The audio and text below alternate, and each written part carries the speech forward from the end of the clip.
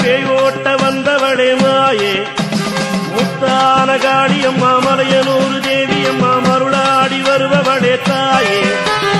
அங்காள ஈஸ்வரியே ஆடி வரும் நாயகியே பேயோட்ட வந்தவளே